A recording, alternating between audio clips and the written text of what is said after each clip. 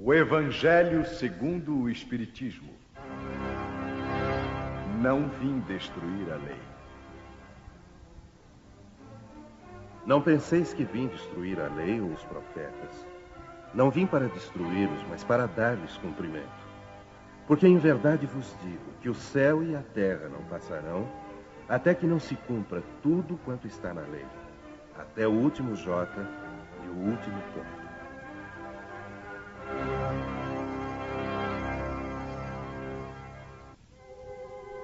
Moisés.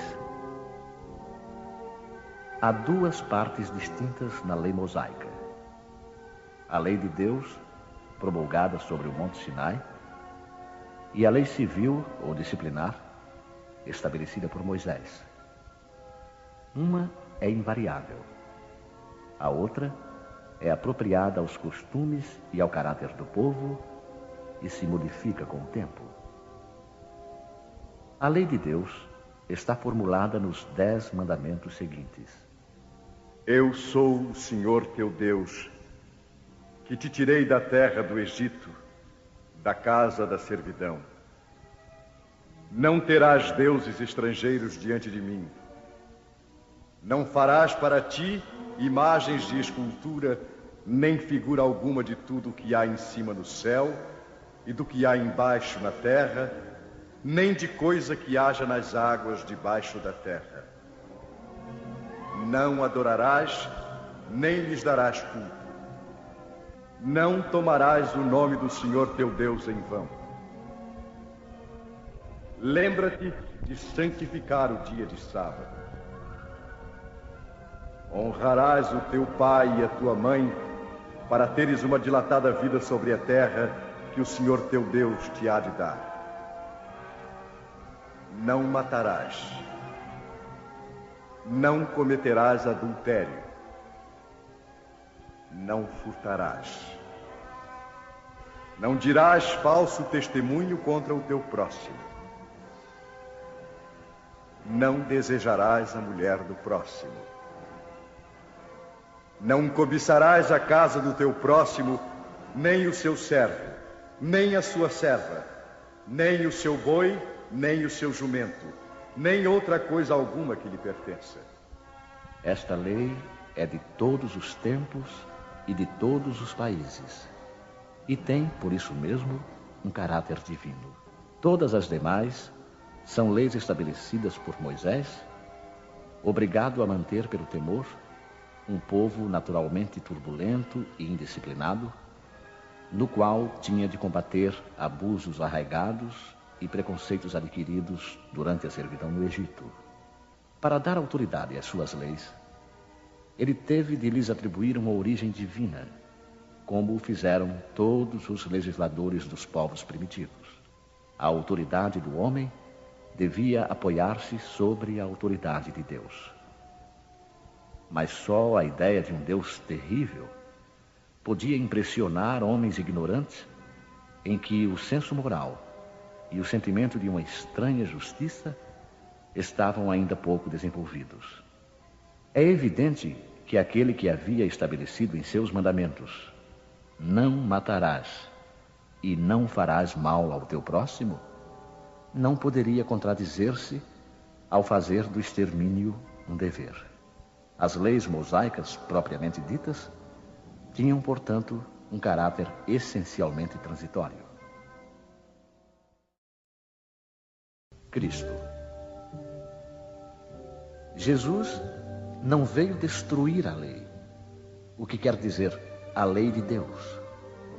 Ele veio cumpri-la, ou seja, desenvolvê-la, dar-lhe o seu verdadeiro sentido e apropriá-la ao grau de adiantamento dos homens. Eis porque encontramos nessa lei o princípio dos deveres para com Deus e para com o próximo, que constitui a base de sua doutrina. Quanto às leis de Moisés propriamente ditas, ele, pelo contrário, as modificou profundamente no fundo e na forma. Combateu sem cessar o abuso das práticas exteriores e as falsas interpretações, e não podia fazê-las passar por uma reforma mais radical do que reduzindo-as a estas palavras: amar a Deus sobre todas as coisas e ao próximo como a si mesmo. E ao acrescentar: esta é toda a lei e os profetas. Por estas palavras, o céu e a terra não passarão enquanto não se cumprir até o último J. Jesus quis dizer que era necessário que a lei de Deus fosse cumprida, ou seja, que fosse praticada em toda a terra, em toda a sua pureza, com todos os seus desenvolvimentos e todas as suas consequências. Pois de que serviria estabelecer essa lei, se ela tivesse de ficar como privilégio de alguns homens, ou mesmo de um só povo? Todos os homens, sendo filhos de Deus, são, sem distinções, objetos da mesma solicitude. Mas o papel de Jesus não foi simplesmente o de um legislador moralista, sem outra autoridade que a sua palavra. Ele veio cumprir as profecias que haviam anunciado o seu advento. Sua autoridade decorria da natureza excepcional do seu espírito e da natureza divina da sua missão. Ele veio ensinar aos homens que a verdadeira vida não está na terra, mas no reino dos céus. Ensinar-lhes o caminho que os conduz até lá, os meios de se reconciliarem com Deus e os advertir sobre a marcha das coisas futuras para o cumprimento dos destinos humanos. Não obstante, ele não disse tudo e, sobre muitos pontos, limitou-se a lançar o germe de verdades que ele mesmo declarou não poderem ser então compreendidas.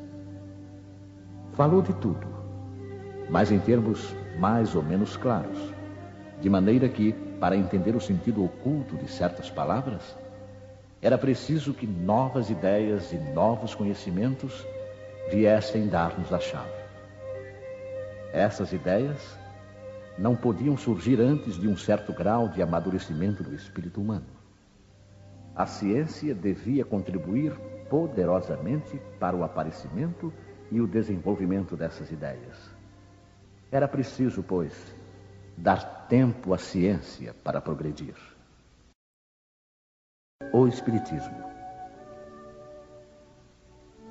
O Espiritismo é a nova ciência que vem revelar aos homens, por meio de provas irrecusáveis, a existência e a natureza do mundo espiritual e suas relações com o mundo material. Ele nos mostra esse mundo não mais como sobrenatural, mas como uma das forças vivas e incessantemente atuantes da natureza, como a fonte de uma infinidade de fenômenos até então incompreendidos, e por essa razão relegados para o domínio do fantástico e do maravilhoso. É a essas relações que o Cristo se refere em muitas circunstâncias. E é por isso que muitas coisas que ele disse ficaram ininteligíveis ou foram falsamente interpretadas. O Espiritismo é a chave que nos ajuda a tudo explicar com facilidade. A lei do Antigo Testamento está personificada em Moisés. A do Novo Testamento, em Cristo. O Espiritismo é a terceira revelação da lei de Deus. Mas não está personificado em ninguém, porque ele é o produto do ensinamento dado não por um homem, mas pelos Espíritos, que são as vozes do céu em todas as partes da terra e por inumerável multidão de intermediários. Trata-se, de qualquer maneira, de um ser coletivo, compreendendo o conjunto dos seres do mundo espiritual, cada qual trazendo aos homens o tributo de suas luzes, para fazê-los conhecer esse mundo e a sorte que neles espera. Da mesma maneira que disse o Cristo: eu não venho destruir a lei, mas dar-lhe cumprimento. Também diz o Espiritismo: eu não venho destruir a lei cristã, mas dar-lhe cumprimento. Ele nada ensina contrário ao ensinamento do Cristo. mas o desenvolve, completa e explica em termos claros para todos o que foi dito sob forma alegórica. Ele vem cumprir, na época predita, o que o Cristo anunciou e preparar o cumprimento das coisas futuras. Ele é, portanto, obra do Cristo, que o preside, assim como preside ao que igualmente anunciou. A regeneração que se opera e que prepara o reino de Deus na terra. Aliança da ciência com a religião. A ciência e a religião são as duas alavancas da inteligência humana. Uma revela as leis do mundo material e a outra as leis do mundo moral. Mas aquelas e estas leis, tendo o mesmo princípio, que é Deus, não podem contradizer-se. Se umas forem a negação das outras, umas estarão necessariamente erradas e as outras certas, porque Deus não pode querer destruir a sua própria obra. A incompatibilidade que se acredita existir entre essas duas ordens de ideias provém de uma falha de observação e do excesso de exclusivismo de uma e de outra parte. Disso resulta um conflito que originou a incredulidade e a intolerância.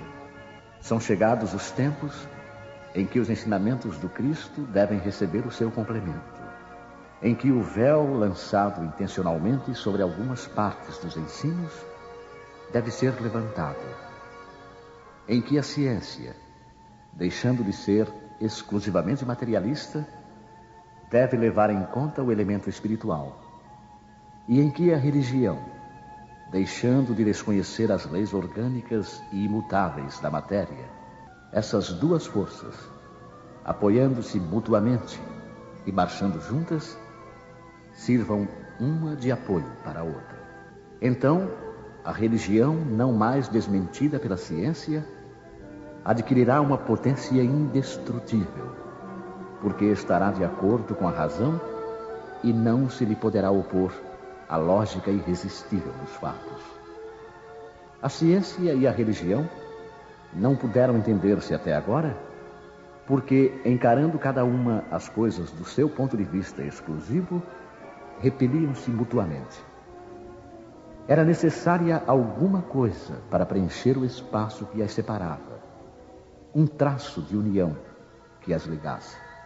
Esse traço está no conhecimento das leis que regem o mundo espiritual e suas relações com o mundo corporal. Leis tão imutáveis como as que regulam o movimento dos astros e a existência dos seres. Uma vez constatadas pela experiência essas relações, uma nova luz se fez. A fé se dirigiu à razão. Esta nada encontrou de ilógico na fé, e o materialismo foi vencido. Mas nisso, como em tudo, há os que ficam retardados, até que sejam arrastados pelo movimento geral, que os esmagará se quiserem resistir em vez de se entregarem.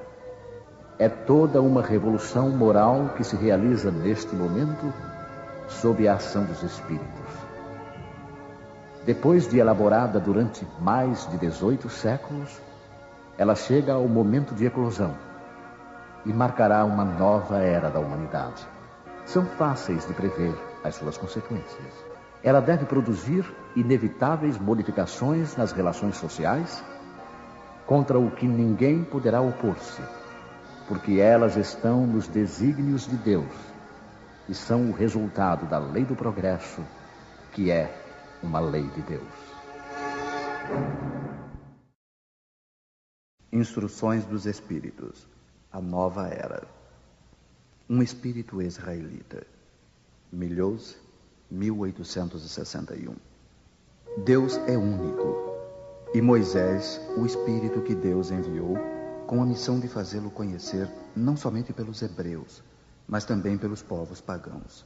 O povo hebreu foi o instrumento de que Deus se serviu para fazer sua revelação através de Moisés e dos profetas, e as vicissitudes da vida desse povo foram feitas para chocar os homens e arrancar-lhes dos olhos o véu que lhes ocultava a divindade. Os mandamentos de Deus, dados por Moisés, trazem o germe da mais ampla moral cristã. Os comentários da Bíblia reduziam-lhes o sentido, porque, postos em ação em toda a sua pureza, não seriam então compreendidos. Mas os 10 mandamentos de Deus nem por isso deixaram de ser o brilhante frontispício da obra, como um farol que devia iluminar para a humanidade o caminho a percorrer. A moral ensinada por Moisés era apropriada ao estado de adiantamento em que se encontravam os povos chamados à regeneração. E esses povos, semi-selvagens quanto ao aperfeiçoamento espiritual, não teriam compreendido a adoração de Deus sem os holocaustos ou sacrifícios, nem que se pudesse perdoar a um inimigo. Sua inteligência, notável no tocante às coisas materiais e mesmo em relação às artes e às ciências, estava muito atrasada em moralidade e eles não se submeteriam ao domínio de uma religião inteiramente espiritual. Necessitavam de uma representação semimaterial, como a que então lhes oferecia a religião hebraica. Os sacrifícios, pois, lhes falavam aos sentidos, enquanto a ideia de Deus lhes falava ao espírito.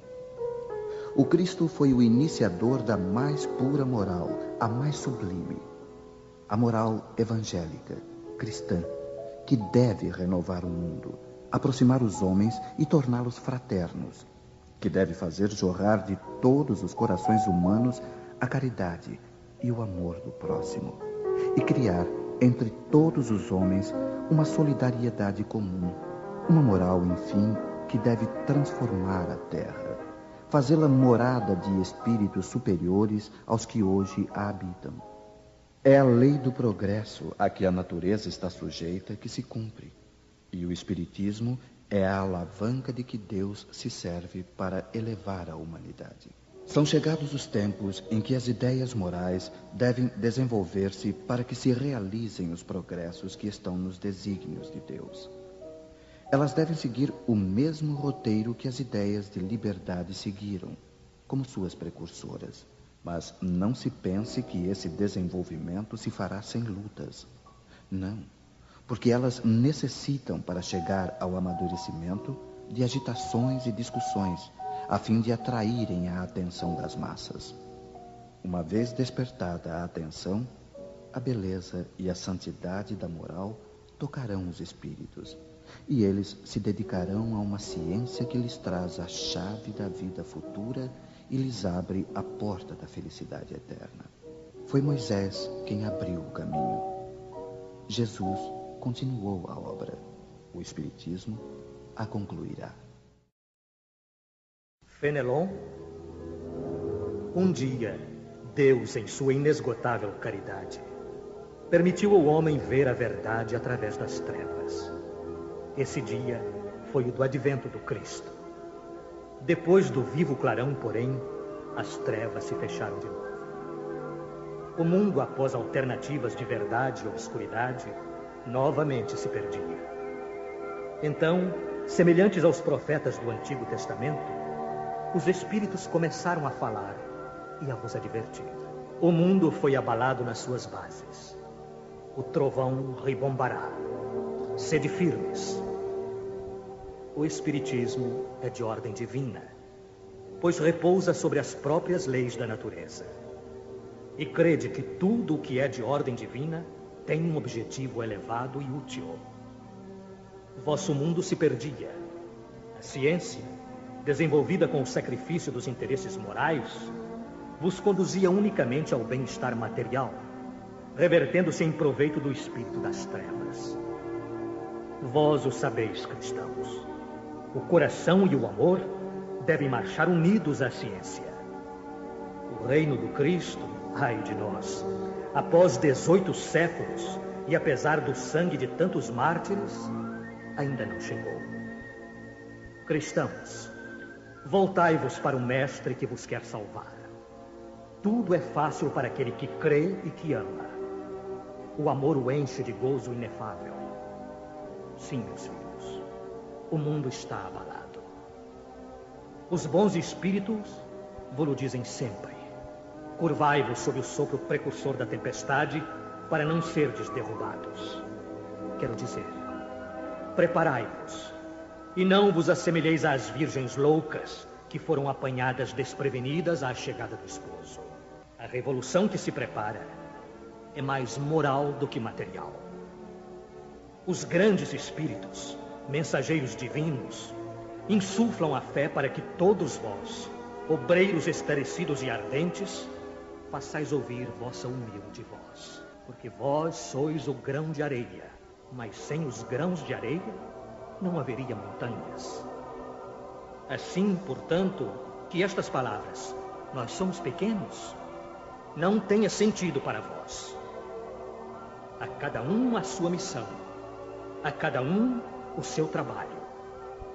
A formiga não constrói o seu formigueiro, e animaizinhos insignificantes não formam continentes.